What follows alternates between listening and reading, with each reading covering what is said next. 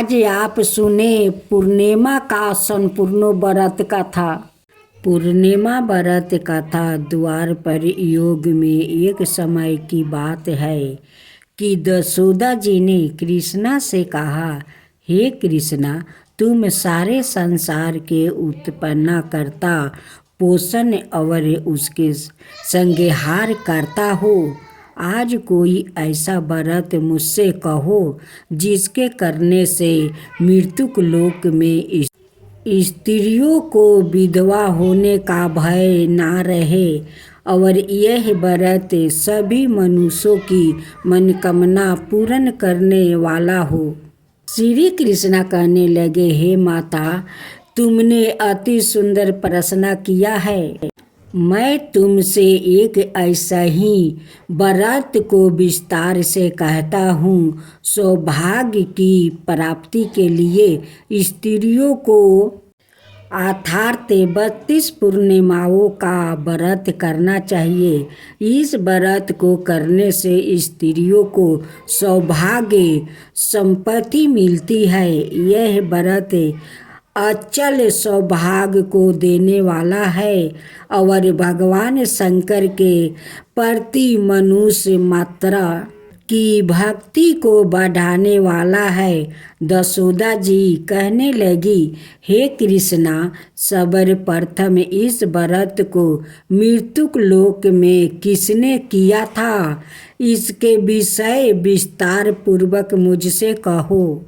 श्री कृष्णा जी कहने लगे कि इस भूमंडल पर एक अत्यंत प्रसिद्ध राजा चंद्रहास से पालित अनेक प्रकार के रत्नों से परिपूर्ण कार्तिक नाम की एक नगरी थी। वहाँ धनेश्वर नाम का एक ब्राह्मण था और उसकी स्त्री अति सुशील रूपवती थी। दोनों ही उसने नगरी में बड़े प्रेम से साथ रहते थे। घर में धन धनाए आदि की कोई कमी नहीं थी। उनको एक ही बड़ा दुख था, उनके कोई संतान नहीं थी, जिस वजह से वो बहुत दुखी रहते थे। एक दिन एक बड़ा तपस्वी योगी उस नगरी में आया। वो योगी बाकी सभी घरों से भिक्षा मांगकर भोजन किया करता था, लेकिन उस ब्राह्मण के घर से भिक्षा नहीं मांगा करता था। एक दिन योगी गंगा किनारे भिक्षा मांगकर प्रेम पूर्वक खा रहा था कि धनेश्वर ने योगी को यह सब करते देख लिया। सब कार्य किसी प्रकार से देख लिया। अपनी भिक्षा अनादर से दुखी होकर धनेश्वर योगी से बोले, आप सभी के घर से भिक्षा लेते हैं, परंतु मेरे घर की भिक्षा कभी भी नहीं लेते हैं। इसका कारण क्या है?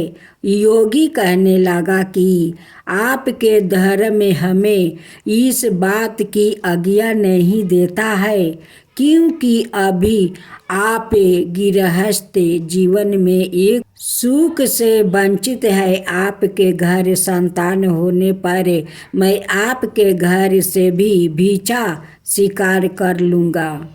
उन्होंने कहा कि जिसे संतान नहीं है उसके घर से भिक्षा लेने से मेरे भी पतित हो जाने का भय है।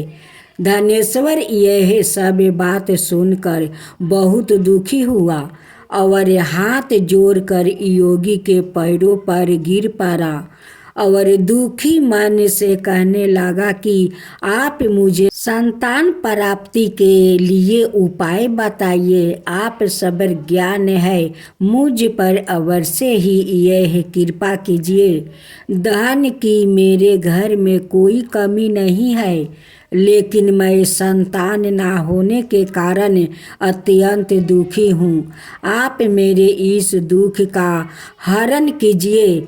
यह सुनकर योगी कहने लगे, तुम चंडी की आराधना करो। घर पहुंचकर उन्होंने यह सारी बातें अपनी पत्नी को बताई और खुद वन में चला गया। वन में पहुंचकर उसने चंडी की आराधना की और उपवास की। चंडी ने 16 दिन उसको सपने में दर्शन दिया और कहा कि हे धनेश्वर, जा, तेरे पुत्रा होगा, लेकिन उसकी आयु सिर्फ 16 बरस होगी। 16वां बरस की आयु में ही उसकी मृत्यु हो जाएगी। अगर तुम दोनों स्त्री और पुरुष से 32 पूर्णिमाओं को व्रत करोगे तो यह शीघ्र आयु हो जाएगा। जितनी तुम्हारा सामर्थ्य हो उतने अच्छे के दिए जलाकर शिव जी का पूजन करना, लेकिन पूर्णमासी 32 ही होनी चाहिए। सुबह होती ही तुम्हें इस स्नान के पास एक आम का पेड़ दिखाई देगा। उस पर चढ़कर एक फल तोड़कर अपने घर चले जाना। अपनी स्त्री का इस बारे में बताना। सुबह स्नान होने के बाद वो स्वच्छ होकर शंकर जी का ध्यान करके उस फल को खा लेना। तब शंकर भगवान की कृपा से उसको गर्भ हो जाएगा। जब ब्राह्मण सुबह उठा तो उसे उस स्थान पर आम का पेड़ दिखाई दिया और वो उस फल तोड़ने के लिए चढ़ा, लेकिन वो पेड़ पर चढ़ नहीं पा रहा था। यह देखकर उसे बड़ी चिंता हुई। उसने भगवान गणेश की उपासना की और कहा, हे दयानिधि, आपने भक्तों के विघ्नों का नाश करके उनके मंगल कार्य को करने वाले, दृष्टि का नाश करने वाले, रिद्धि सिद्धि देने वाले, आप मुझे इतना बल दीजिए कि मैं अपनी मनोकामना पूरी कर सकूं। इसके बाद वो पेड़ से फल तोड़कर अपनी पत्नी के पास पहुंचा। उसकी पत्नी ने अपने पति के कहे अनुसार इस फल को खा लिया और वो गर्भवती हो गई। देवी की कृपा से उसे बहुत सुंदर पुत्र पैदा हुआ। उसका नाम उन्होंने देवी दास रखा। माता पिता के हर्ष और शोक के साथ वो बाल बढ़ने लगा। भगवान की कृपा से बालक बहुत ही सुंदर था, सुशील और पढ़ाई लिखाई में भी बहुत ही निपुण था। दुर्गा जी के कथा अनुसार उनकी माता से पूर्णमासी का व्रत रखा। जैसे ही 16वां वर्ग लगा, दोनों पति पत्नी बहुत दुखी हुए, कहीं उनके पुत्रा की मृत्यु न हो जाए। उन्होंने सोचा कि अगर उनके सामने यह सब हुआ तो वो कैसे देख पाएंगे। तभी उन्होंने देवी दास के मामा को बुलाया और 1 बरस के लिए देवी दास को काशी में पढ़ने के लिए भेज दिया। 1 बरस के बाद उसे वापस लेकर आ जाना। देवी दास अपने मामा के साथ एक घोड़े पर सवार होकर चल दिया। उसके मामा को भी यह बात पता नहीं था। दोनों पति पत्नी से 32 पूर्णमासी का व्रत पूरी किया।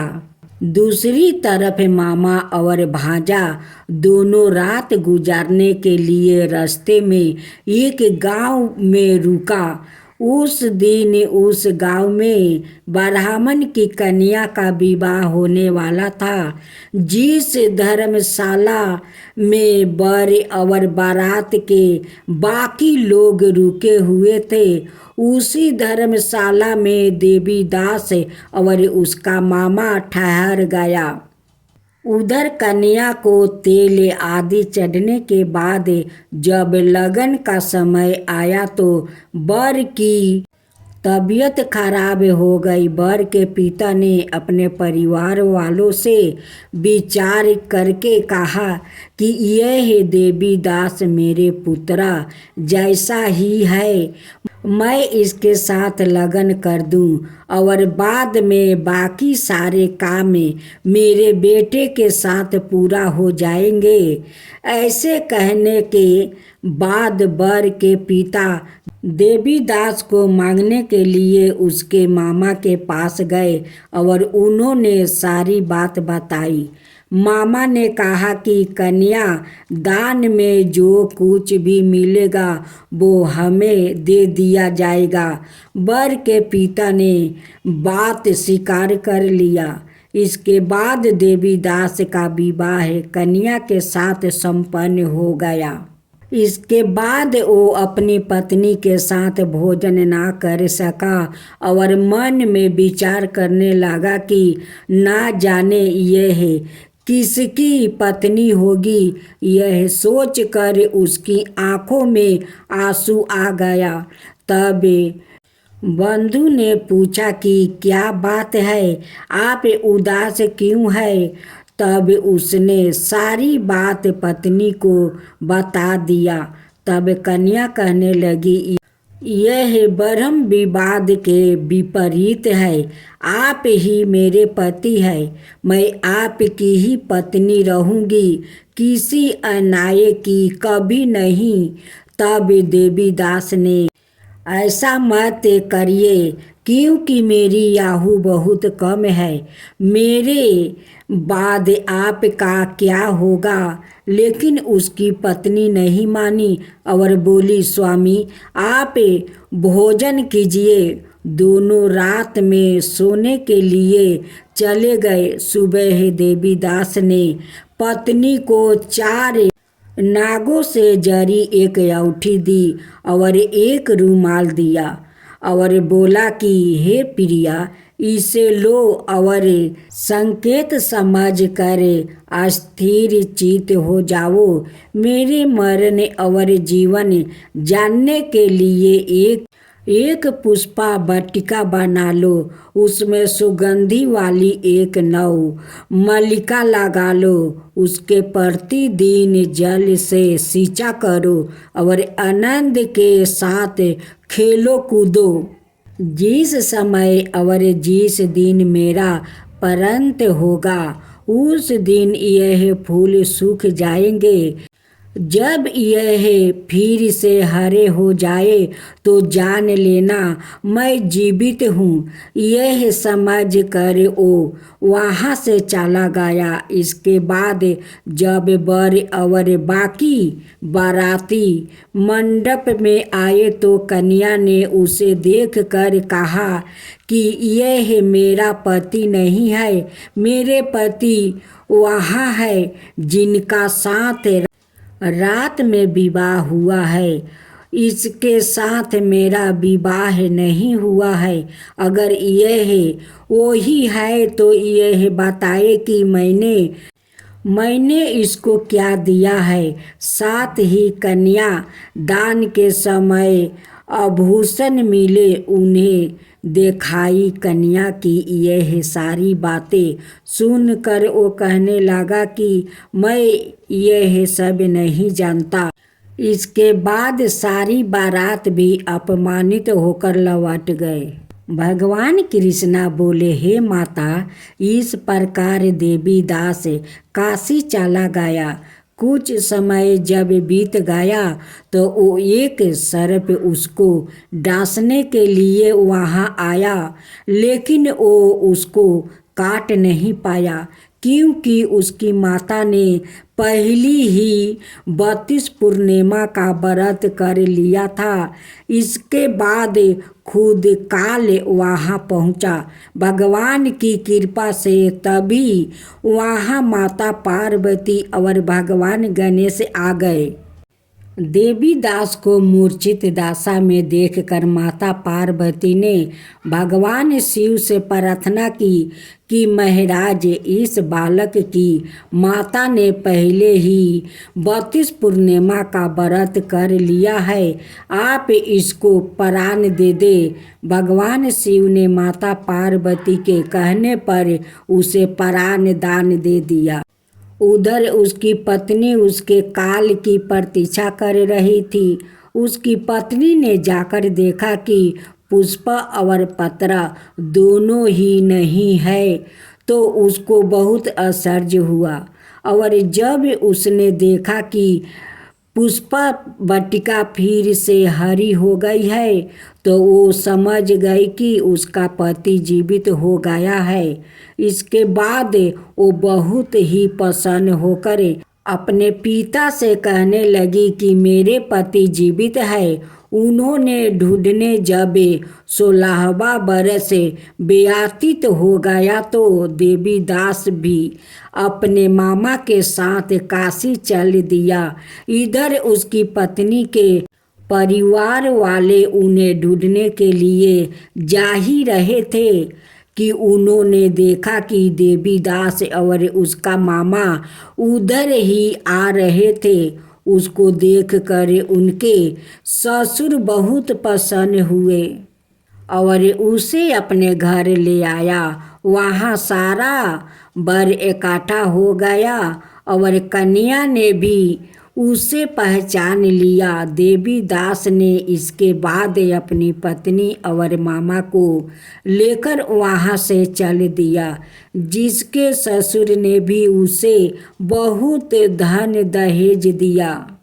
जब वो अपने घर की तरफ चल रहा था, तो उसके माता पिता को लोग ने खबर कर दिया, तुम्हारा पुत्र देवी दास अपनी पत्नी और मामा के साथ आ रहा है।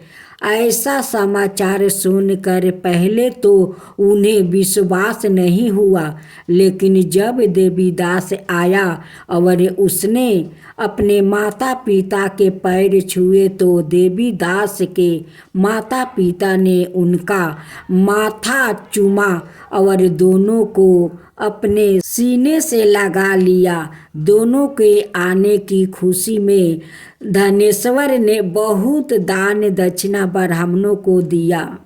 श्री कृष्णा जी कहने लगे कि इस तरह धनेश्वर को 32 पूर्णिमा का व्रत के प्रभाव से संतान प्राप्ति हुआ।